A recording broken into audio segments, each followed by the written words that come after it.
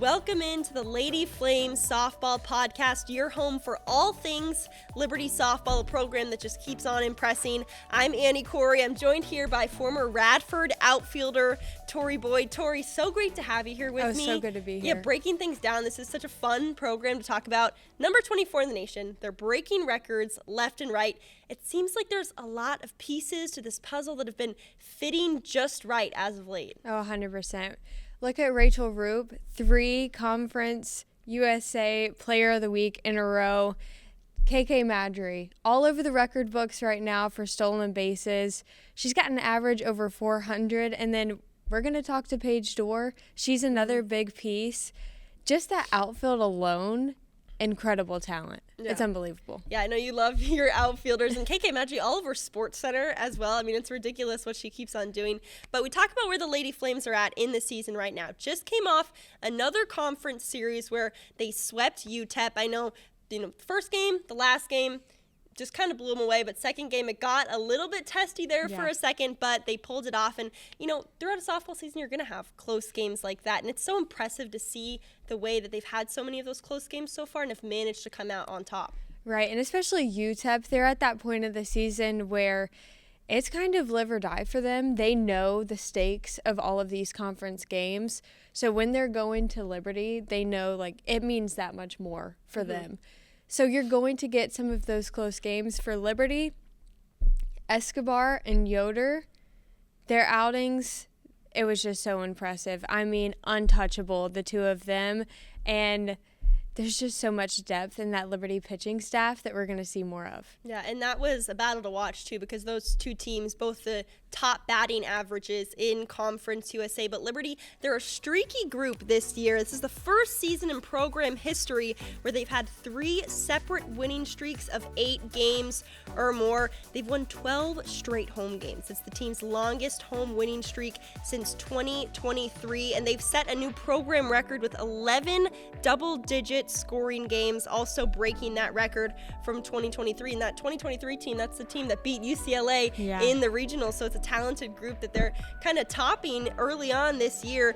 And really, you can draw it all back to this offensive production is insane. I mean, 7 of 9 current starters are batting at 300 or above. It's wild. Yeah, when you have a lineup that's producing that way, I mean, Tori, from your own experience, how much confidence does it give you in games that might be closer when you know, hey, pretty much all of our starters are really hot at the plate right now? Well, it just simplifies at bats. I think there's a lot of these conference opponents where you have 1 or 2 really solid hitters that have kind of been carrying their team series to series.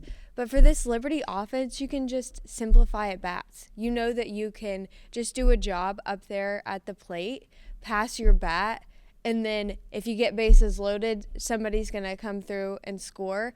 So much of their production has been late in games, and I think it's because when it comes down to it, they know that their bats can get going. So I'm excited to see that translate from start to finish. Yeah, and we talked about that margin, 132-36. That's how you're outscoring your opponents right now.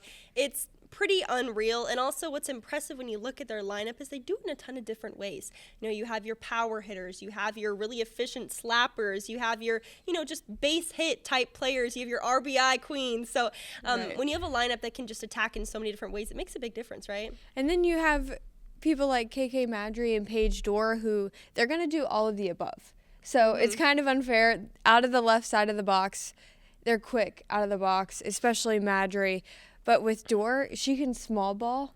She can go yard. She'll go gap to gap. These girls will kill you on every aspect of hitting. And so these defenses, they never know what to expect. And that's what keeps it so exciting for the Flames. Yeah, when we talk about their conference dominance so far, I mean, they're pretty much ruling Conference USA 11-0 right now as we stand. They're currently tied with the 2013 Tulsa team for the best ever start to conference play in Conference USA softball history. They're only 1 win away from having the best ever conference start. That'll be Friday versus Middle Tennessee. I'm sure it's a number they're all hoping to get to. You always got to love making history. And it's fun, too, to have these kind of in-season motivators, you start chasing the records and you keep going, and it's like, you're getting closer and closer. I mean, as a former player, do you think it kind of gives you something to keep chasing for in the middle of the season? Like, you just have another number you're going after. 100%. But I think right now for Liberty, they're so focused on getting to the regional and the super regional that's probably what's taking up a lot of that brain space. Yeah. So I would say the numbers are going to come. And of course, you see graphics pop up and you get excited for making that next little stretch. But I think that really for them, it's about championships. Yeah, and it makes sense as a championship caliber team that's been, making these deep runs in the regional year after year. And Coach Dot Richardson, I mean, if you talk to her at any point this season, it's clear that this team is locked in on making it to the super regional. It's a huge goal for the program this season, and they've been so close to doing it every single year, 1 out away last season. That's just going to make you so hungry. And it's kind of fun the way that we're seeing that mindset unfold with the vets of the team. Like, it just seems like KK Madry and Rachel Roupe are on a completely different level this year. We'll break down Rachel Roupe's numbers in just a moment, but you can see it in the mindset, in their approach, in their unwillingness to give up. They're a scary group of vets to deal with. Yeah, when you get talent like they have that roll into a program, the athleticism is going to be there. That the numbers are going to get there. But it's all about building that mentality, because softball, it's such a mental game. And so if you can conquer that, you'll just make leaps and bounds every single year. And that is really where we're seeing Roupe and Madry get to, is not only are they so impressive on the field, but they're also conquering that mental game. Yeah, and when you started out as a player, like you were freshman, sophomore, did you have those vets that you looked up to that you were like, man, I can see their mental game and how locked in they are? Does it kind of motivate you to stay dialed in that way as well? Oh, it does. Definitely. I would even say when I played, Sydney Fisher. So, for example, she was all conference, all region, basically anything Big South. She was getting accolades. Yeah. And for me, watching her get into the box, even before, it would start so early, her approach. She's talking in the dugout, what this pitcher's throwing, what her approach is. She's timing her up, and then she's sharing that top to bottom with all the teammates. So she was a leadoff, and then she's sharing that approach with the entire team. And seeing that, learning from it, it was awesome for me. She was somebody that said that she could see the Big South logo on the ball. And she was watching the spin, Wow. and that just blew my mind. Oh my gosh. Yeah. And I mean, you think of our Liberty's leadoff hitter, Savannah Woodard, and everything she's been through last season. I just think it's a great group of vets for this younger class, for this transfer class as well. I mean, we're about to talk with Paige Doerr, and she's come in, and I'm sure that this leadership group for Liberty has made her feel right at home really quickly, because it's a group that's just unbelievably motivated to take that next step. So it's fun to see the strides that they're taking. And we're just talking about that CUSA dominance one more time. Liberty's never lost a Conference USA series in their history of being a part of the conference. They've never dropped a series. That's sustained dominance. I mean, you just got to give props to your coaching staff too. I mean, this Liberty coaching staff, so impressive what they're producing. I mean, they're not only producing, competitors in this conference, but a lot of these girls, when it comes down to it, they're going to be in contention for the All-American and things like that. So when it comes down to that, they are building All-Americans, professional softball players. I mean, we see Coach Richardson with the Florida Vibe. This is an incredible coaching staff, and anyone that comes into this program, you can see the development. Yeah. It's impressive. Yeah, and, bringing them into this program, a big part of that, when you have Dot Richardson as your head coach, who wouldn't want to play for Coach Dot? I know it was a big reason why Paige Doerr made the trip down here to Lynchburg from Oregon. So let's get a moment with Paige Doerr. All right, awesome now to be joined by the one and only Paige Doerr, also known by Coach Dot Richardson as Dory. So we have Dory and Tori, and I'm Annie Cory. Let's get this interview started. Paige, we were just talking about off camera, your upbringing. You have 3 sisters, all softball players. Could you tell me a little bit about what it was like, with all 4 of you guys growing up playing together?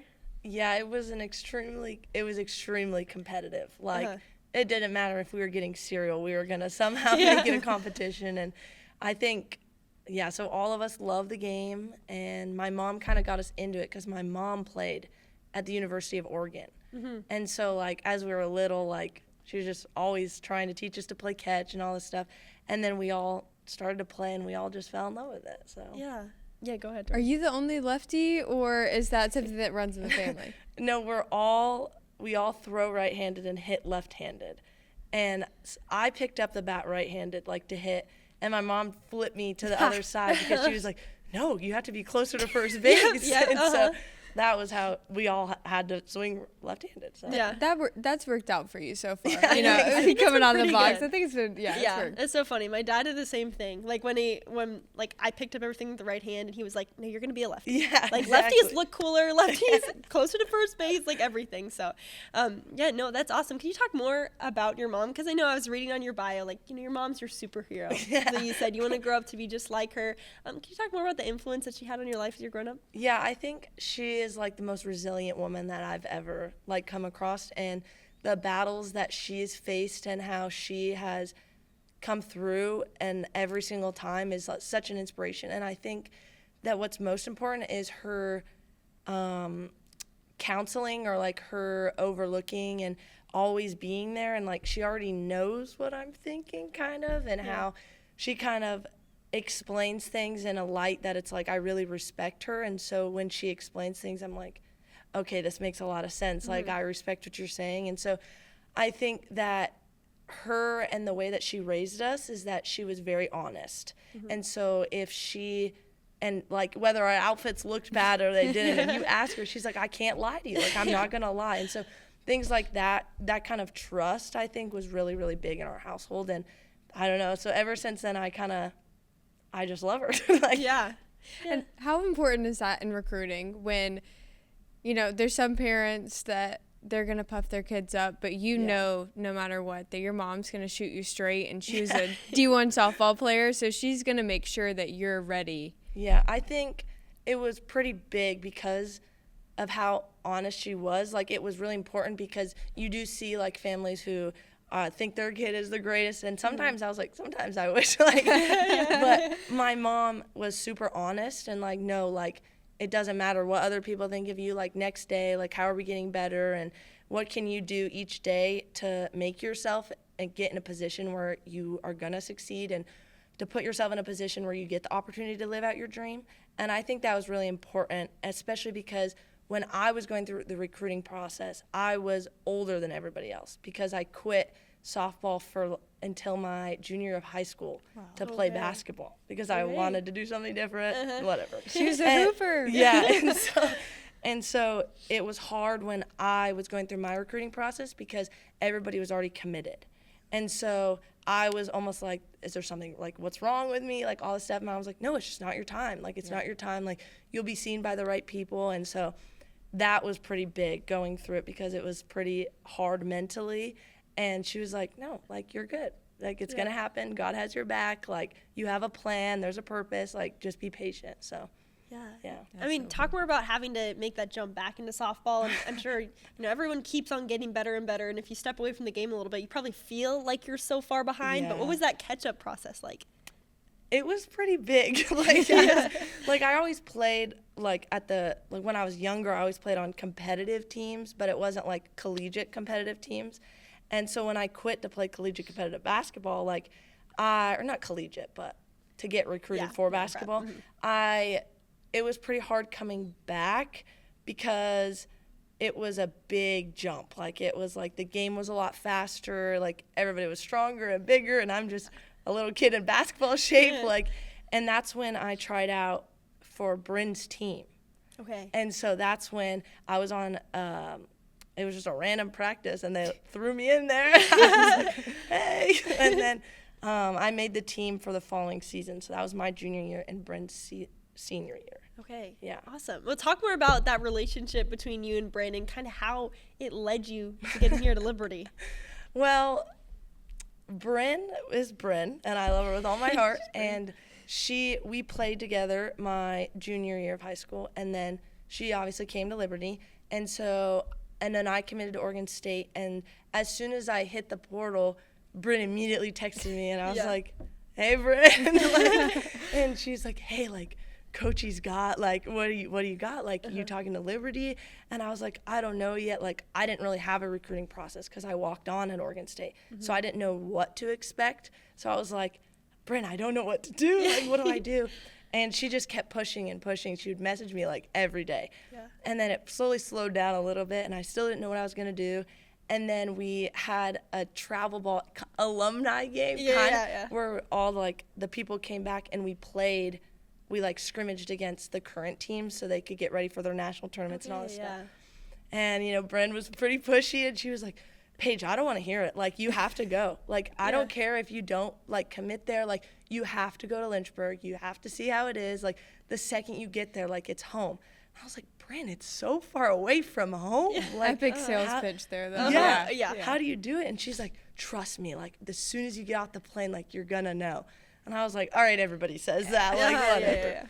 And, like, I remember we were leaving I was leaving the parking lot, like, and she was across the parking lot.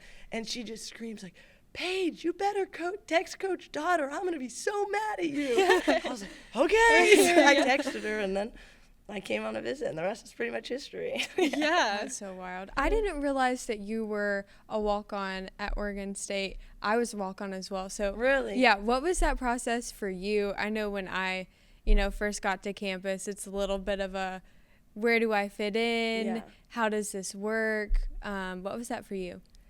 It was hard, I would say, like, because I feel like the walk-on status is, like, you kind of have, like, an underdog status, even though you shouldn't, but, like, that's the way you feel. Right. Yeah. And so I think it was honestly the best for me because it made me, like, it forced me to believe in myself when other people didn't. And so, like, going to practice and grinding and, like, having an understanding of, like, my position and, like, this isn't a limit for me. Like, this is, like, just the beginning. And, like, I have a really good support system at home. And so, like, even my mom, like, being brutally honest, she's like, who cares? Yeah. Like, just So go out true. there and play. And she's like, you have nothing to lose. Like, you have no pressure. And so that was basically my mentality that I adopted. And so it was more like, okay, like, every single day, let's prove someone wrong. Like, let's just grind and see what happens. I love that. Yeah, no, that's awesome. And then talk about playing with your sister, Abby, correct? Yeah. You played with her for a year. What was that like? Had you guys played together before? No, so what's crazy is that our age group, we were supposed to play 1 year in high school together, and then we could have, like, just the way the age group played at the same in college. But because she graduated early in high school to play for Alabama, and so I didn't get to play with her at all my senior year of high school, and I was so devastated. Like, I was like, this sucks. But and then COVID happened, and then she got her year back. And so when she got her year back, I was like, wait, we could actually make this happen. And then nothing, like, it was always just kind of a thought, like a dream, like, oh, what if we got to play together? And then it happened. An opportunity came, and I was like, let's do this. Like, let's go. And it was really, really nice to have her on the field because how I was talking about how I was a walk-on and, like, that mentality. It was also, like, I had somebody there who also believed in me, like, unconditionally. And so, like, having that, and also, like, having her to look out for me and, like, also, like, show me the ways, because I was a freshman. Like, whether you're a freshman walk-on or not, you don't know what's happening. No clue. So, like, even the summers, like, she was like, okay, like, we got to do this for a lift. Like, we got to hit this way. We got to do these drills. And so that was also, like, I got, like, a head start, it felt like. Yeah. So, yeah. Oh, that's awesome. And then did that competitive nature kind of kick in between all you the time. guys? We argued a lot. I was like, it sounds all happy, but I'm sure, I have sisters too. I know sometimes it can get a little bit competitive. Yeah. I don't have a sister, but I grew up with my best friend.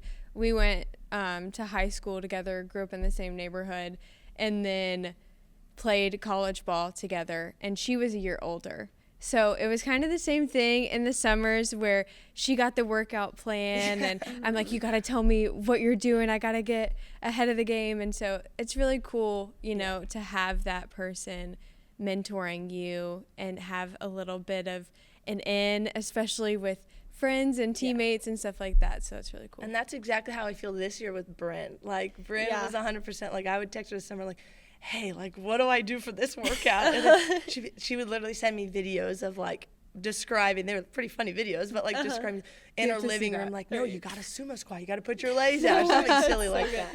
Oh, that's awesome. And then, yeah, just talk about what the year has been like, adjusting to a new school, a new life out here in Virginia. I mean, I'm from the West Coast too, so I know it's a very different like pace of life in general out here. So what were your first impressions? My first impression was like, wow, this place is beautiful. Yeah. Like, you don't, like, it's just huge. And I think that it was very, like, no matter if I was at a restaurant, like, it didn't matter where I was, it was like the people were so kind and they were very patient. And I was like, this is a little different. Like, and I think the West Coast is very, very fast paced and, like, you got to be up on the trends, like, all this stuff. Lynchburg is pretty chill and it's very laid back, and I really liked that. And I think my team has also, like, helped me, like, Paige, you can slow down a little, like, it's good, like, so I think it was an adjustment for sure, and it still is, like, going there and back, but it's pretty nice being here. It's like a deep breath. But yeah, that's a good way of putting it. Yeah, because I felt the same way. It's like, yeah, you can kind of just chill a little bit. Yeah. And coming from a school, I mean, I came from a secular school to now a Christian university. What has that transition been like, where maybe you're doing your own devotions, Bible studies, and then now it's as a team all the time? How's that been? It's been really nice, because I'll say, like, last year it was kind of hard because it was almost like the morals of Christianity were almost like it was very out of place.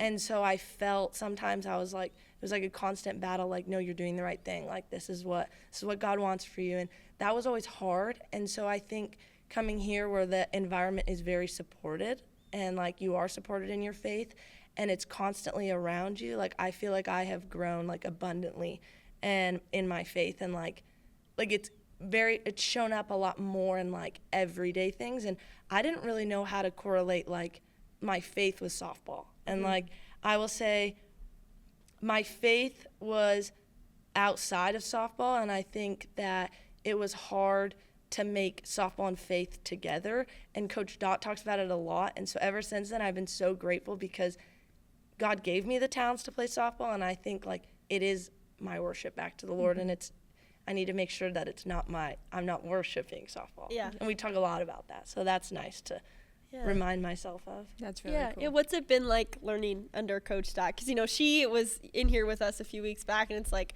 she leaves such an impression in every room that she walks into. So getting to learn so much passion, it's amazing. She like pumps both of us up. Yeah, we're ready to go. I mean, how pumped up does she get you guys? Like, what are those motivational speeches like from her? They're pretty good. Like, it's nice because she's great at everything she does, and she was obviously a great player, so she's been through what we're currently going through, and so, and even more, honestly, because there's a lot more limits on when she played. And so hearing from her is like, whoa, like, sometimes I just feel my jaw drop. I'm like, like, you're right, let's go. So everything she says, I just try and soak up, because it's like gold. It's like, you're so right, Coach. Yeah, and then talk about the atmosphere of this team, kind of the identity that you stepped into, because, you know, we've been following this team for quite a while, always so close to the super regional. And it just seems like this year it's another level of focus, another level of intensity, especially from those vets who have been there year after year and been so close. So what were your first impressions of stepping into this team and seeing the kind of mental focus that they approach the year with?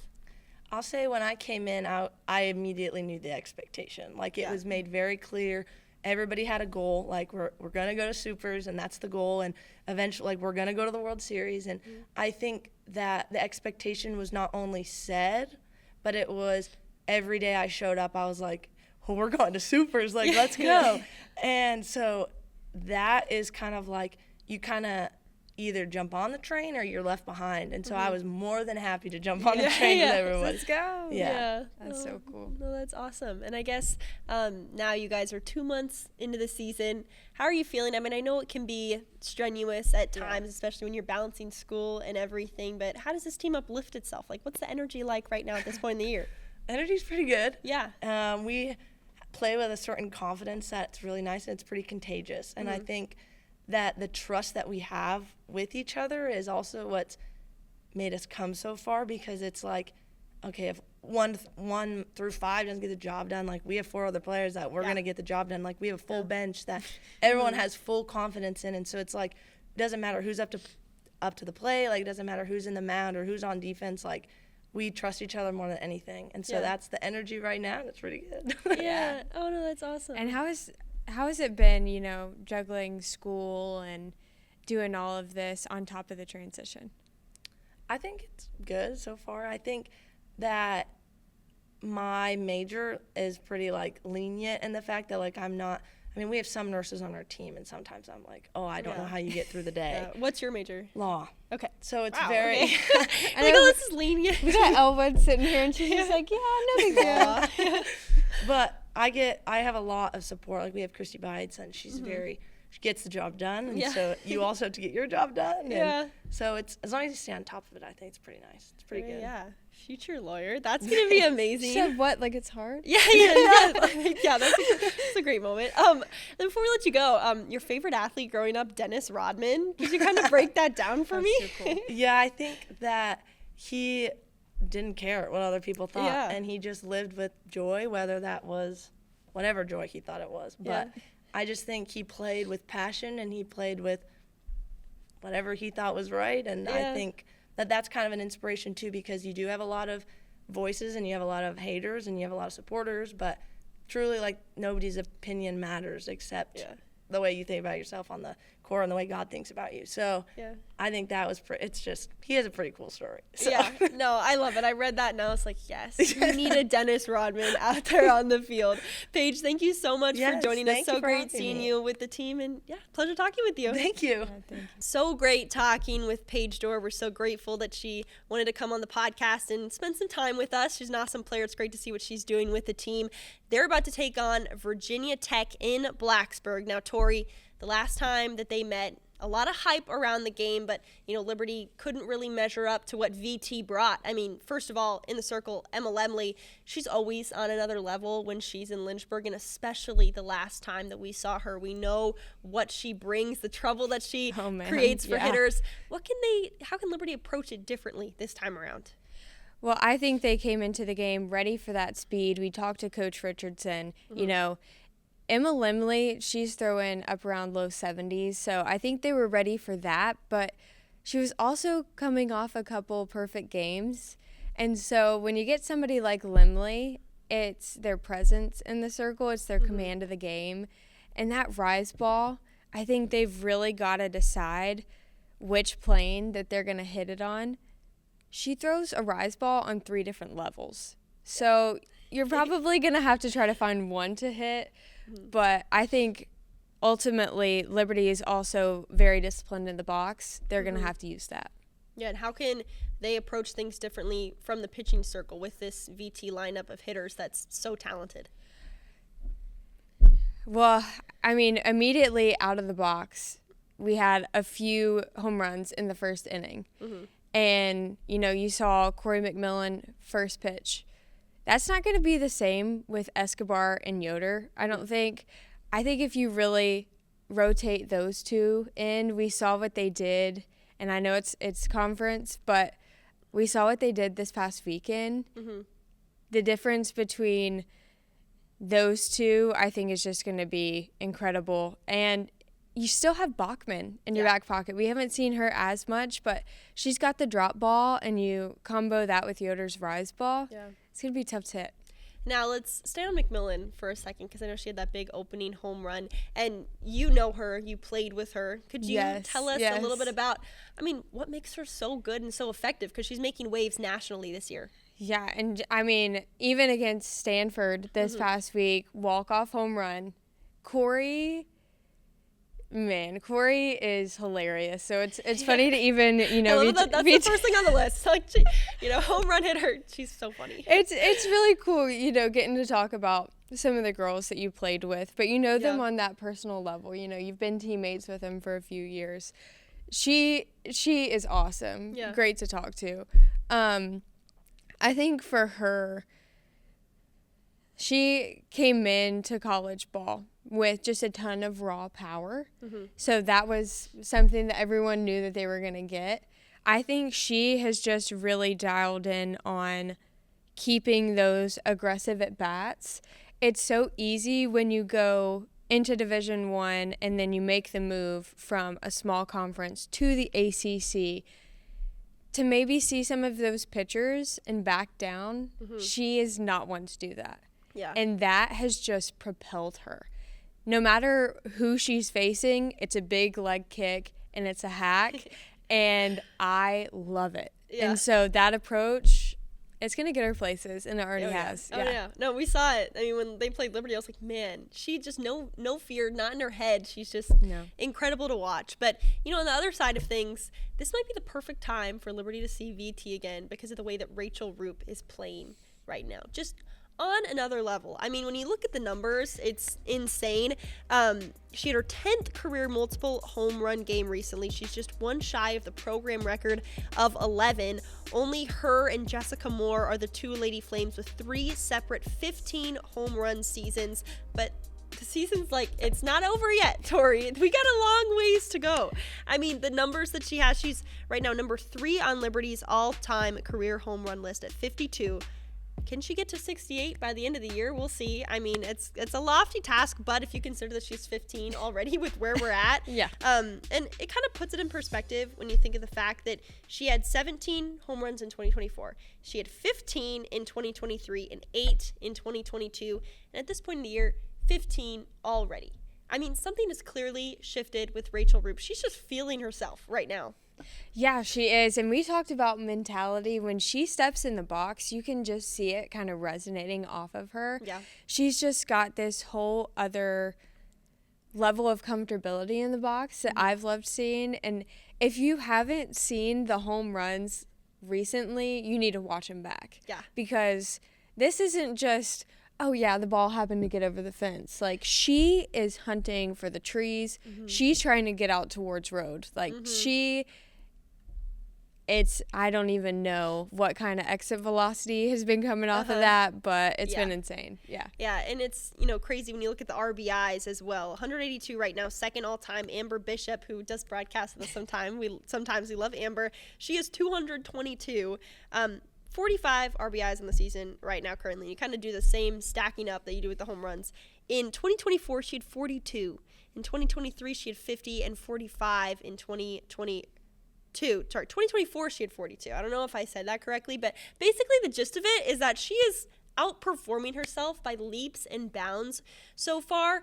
And it's also cool to see, this is only her 4th year. A lot of players, when they're, breaking records left and right, it's because of that COVID year. It's their 5th year around. That's kind of what gives them the edge on other players. Now, she's just purely good. This is Rachel Roupe's 4th year, and she's just crushing it in every aspect of the game. So we're seeing Liberty history unfold right before our eyes this season. And if Coach Richardson could get her for a 5th and 6th and 7th, she's going to do it. That's if there's anything that ever changes, she's definitely wanting her back. But no, Annie, like you said, I mean, not only to be able to come out every year and put up a good performance, but constantly outdo yourself when you're one of the best around is phenomenal. And so for her, that approach in the box, being able to produce with runners on, she lives for the moment, you can tell. And so whether it is a clutch RBI or a breakthrough home run, she's going to come through. And so it's so exciting to watch her play. Yeah. It's so fun to see, and I know, we've talked to Coach Richardson a lot this year where she's been like, I may need to poke around and see if we can get that extra year of eligibility, by the end of the season so that we can kick it in for KK Matry and Rachel Roupe and the other talented Liberty seniors. So, hey, we're hoping for the same thing, Coach. We would all love to see a 5th year of Rachel Roupe and KK Matry and see what they all can do, but right now we're just savoring this senior season and what they're putting out there. I'm so excited to see how it translates to the postseason as well. When the moments get bigger and bigger, she steps up to the occasion. And I can't wait to see what she does. And before we hop out of here, Tori, let's talk about the circle real quick. 2 months in now to the season, how do we feel like it's developed? How confident are we feeling in what this pitching staff can produce? Because I know all the talk before the season is such a deep pitching staff, and it clearly is, and they've performed very well. But what are your thoughts on how they've developed so far? I think a huge thing is that Bachman's getting some more innings. That's going to be huge for her confidence. She needs those innings, commanding the drop ball, getting the strikeouts. It's been good. It's been solid. For Yoder, she had struggled a little bit in the beginning of the season with command, with locating that rise ball. She was walking a few too many people, hitting a couple batters. Now she's dialed in. Yeah. And she's one of those, she's fierce. Another one that commands the circle. That's what you need from her. It's like they're all kind of building off of each other and pushing each other. And you wonder how much of that comes from practices, you know, in the bullpen, them working together and with that pitching staff that's so good. I mean, we know it's a next level pitching staff, but you can just see the command is different. The presence is different. Yeah, and when they can all feed off each other, I mean, that's what really makes it special when they're all pushing one another. And even, you know, your young guns like Dan or Allen, just going to keep getting better as the season goes on. And it's nice when you can allow for that to happen, when you don't have to force her into the big moments, because, you know, other areas might not be as strong, but you have a pitching staff that's so deep and well-rounded that, you know, you can save her for the moments that'll really help her grow in the long run. And then you mentioned Bachman. Again, like, it's great to see her confidence keep on going up. I mean, a 10 strikeout game, you always got to love that. Awesome to see for her. So, you know, you can't wait to see the way that this program and this pitching staff keeps on developing in the circle. So let's take a look at Liberty's upcoming schedule. Obviously, they have Virginia Tech on April 2nd, and then Middle Tennessee this upcoming weekend, a 3-game series, trying to break that conference record of 13 straight conference wins that Tulsa holds. And then UVA next Tuesday. That'll be a fun one too, right, Tori? Yeah, I think people don't understand how big this UVA game is as well. UVA, it's been a while, but when they were in Florida for the Clearwater tournament, they pulled a win off of UCLA. Yeah. This is not a UVA team to mess with. They've got all the tools. They've got the hitters that are also pretty next level. So they're returning a ton of vets. It's going to be interesting to see this matchup because I think that both teams have a similar approach, Liberty and UVA. They like to run, and then those big moments, they both live for them. So I think it'll be a good game. Yeah, really exciting to see. I know I was looking at their schedule and how they've done this season. I'm like, dang, that win over UCLA. Like, you can never discount a team. Really, in D1 softball in general, it can be anyone on any given day, but especially when you see the teams capable of beating an opponent that high of caliber as UCLA. So it's going to be a fun one to watch. Can't wait for next Tuesday. Some really exciting games coming up for the Lady Flames, and we'll get you all caught up on it the next time that we meet. But guys, thank you so much for joining us for the Lady Flames Softball Podcast. We'll see you next time.